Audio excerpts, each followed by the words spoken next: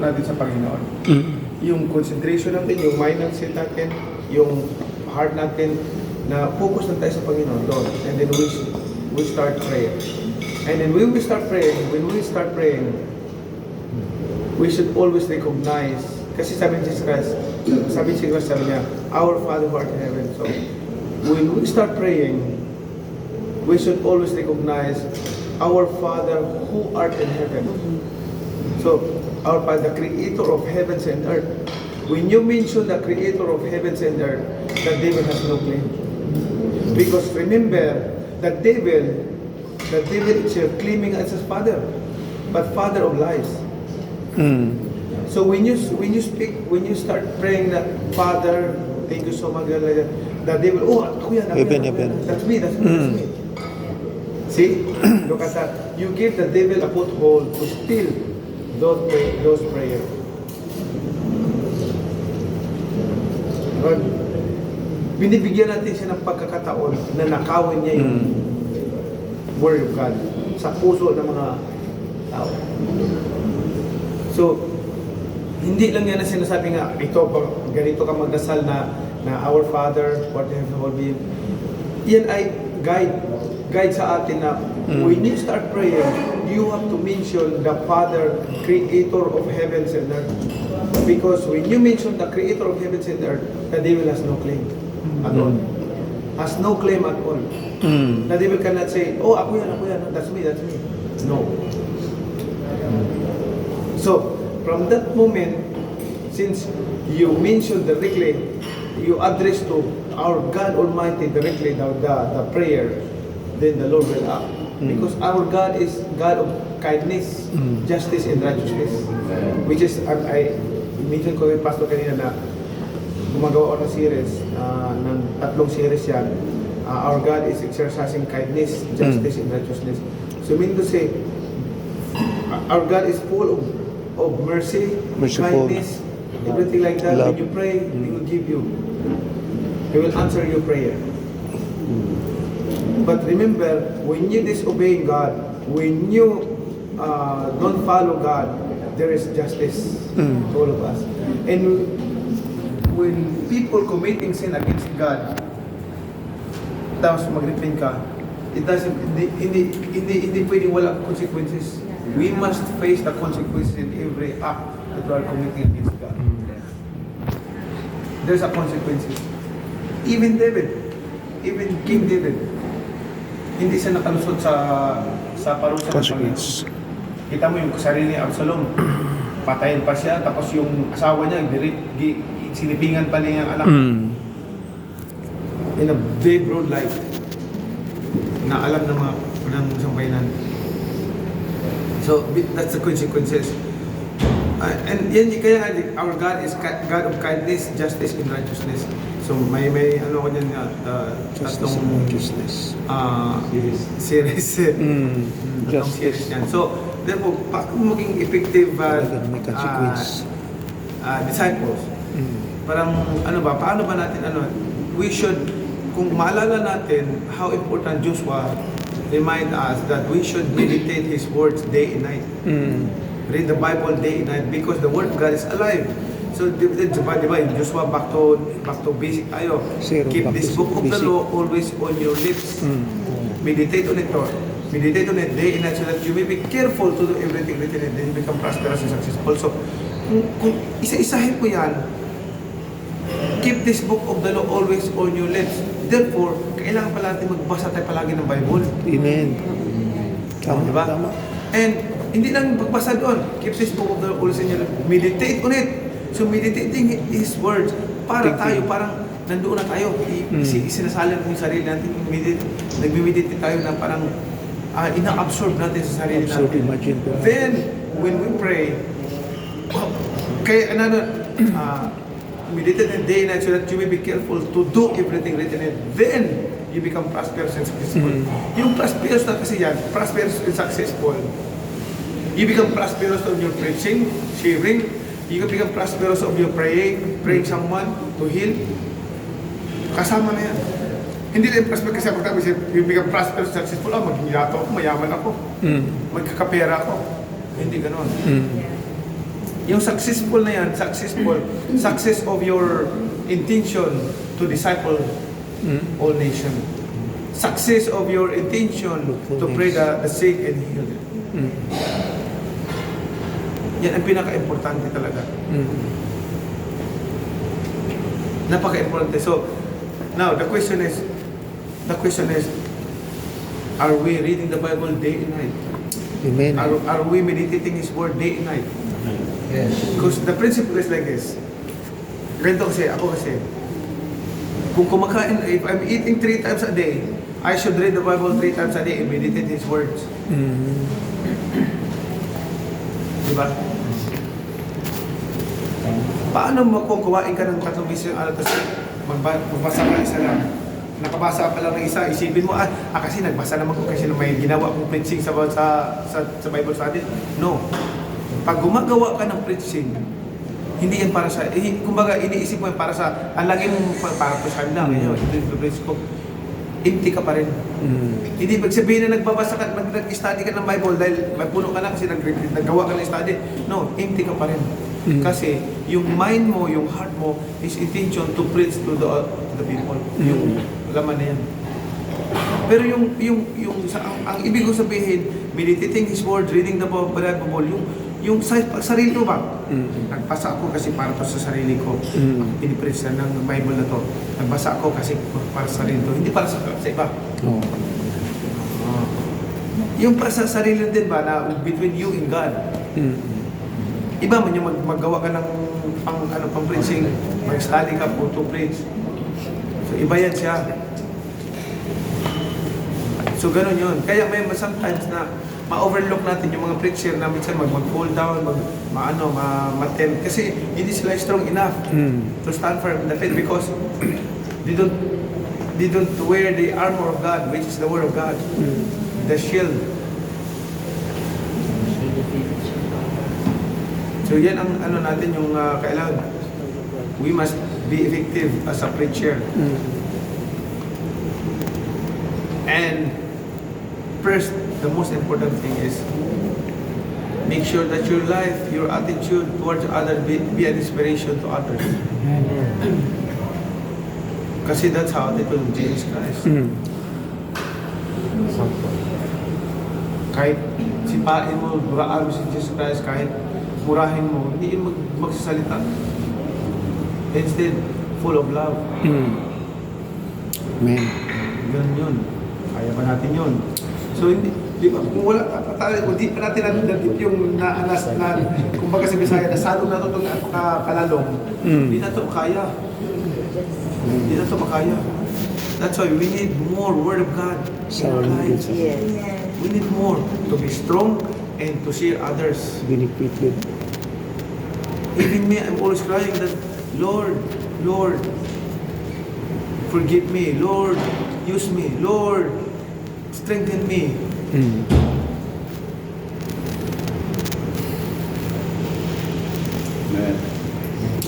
Amen? Amen talaga. Importante yan. Importante sa buhay natin na kasi ang pagserbisyo sa Panginoon, ang pagsunod sa Panginoon, to follow God is not that easy. We will experience hardship. We will experience temptation, hardship in life. But I believe, if you have strong in the faith, you have perseverance, patience. You have the most important patience, because you have love. And man shall not live by bread alone, but on every word that comes from the mouth of God.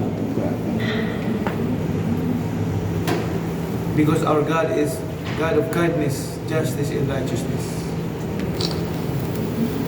Very important to know. Because I compare the disciples before and now. It's big difference. Big difference. Really big difference. Because before, like, even the handkerchief May can power. heal the sick. How is that? In our generation. And I experienced in life na I experienced na I dream a lot of times na hindi lang once, many times na lagi ako na naginip na ang daming tao nakapila pupunta sa akin kasi pre-over ko again, gumaling, galing sila. Tapos sabi ko, I recognize someone na kilala ko ba? Tapos yung tao na hindi naniwala sa akin. Tapos sabi ko, bakit ka nandito? Bakit ka nandito? Why are you here? Tapos sabi niya, nandito ako para magpa-pray kasi maniwala ako kasi gumaling naman sila lahat eh. Nagtuon ako, naggaling, maayo naman sila lahat. Maayo man sila. Ano ba ko? Sabi ko, bakit ka nandito eh? Hindi ka naman naniwala sa akin. So, ganyan, siniyar ko lang sa inyo na kailan maging effective tayo as a disciple. Kasi, every word kasi, pag may full of Holy Spirit yung word natin, yung sharing natin, yung word very alive and active. Amen. Makaano din sa heart ng tao. You can see the people na nagpipraise ka, nag-share ka, mag-crying sila, ano sila. It's because you're preaching, the word of God is sharper than any double-edged sword, penetrating their hearts. Meron nga ako sinyalan, last month na may mga tayo, mag-sharing ko sa kanya, tulog ako. In this world is not about material things. We are just a steward of all those things, God's grace. But we are just passing by. After all, when we die, we can take nothing. We came to this world naked and we will depart naked. Therefore, we should think twice and maximize the strength, maximize extra effort to use those material things that God entrusted to us to help others and to disciple others. Amen. Yes. At the end of the day, nothing. What we need is the legacy in our lifetime in this world. Legacy to do good works and to disciple. If your task is to disciple, then your legacy is to discipling all the unbelievers. That's our. Biro mo, sa buhay natin dito, lilipas tayo bago tayo nawala dito sa mundo. Instead na dalawa lang yung disciple natin, umabot ng 100, 500, 300. Ang ganda ng ganting pala sa heaven. Amen. Tama yan. Di ba? Eh, kisan ka, may following ka niya, wala kang na-disciple ng isa. How is that? Spiritual multiplication. That's our responsibility. Good thing na we have Bible study, ganyan, ano talaga ako. I'm thinking something about next year because I want to go back to the Amen. Bible to me. gusto ko yung I always remember the time na nagkukusit pa kami, punta kami ng Bohol. Oo, kana. At least ilang balik sa Cebu. Sa Cagayan, Cebu. Cebu pa. Nagkukusit kami. Tayo no? Balik ta na. Batbaran. Bangkayo.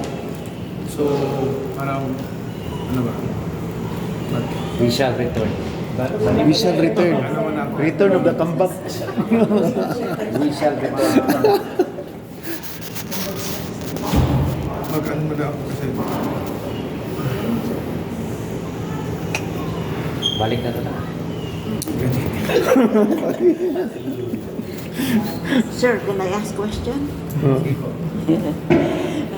This is for everybody. I know all of us would really like to hear things like this from you, you know. Diba? Diba? Amen. So, listen. Sir, as you have mentioned earlier that your heart is for discipleship.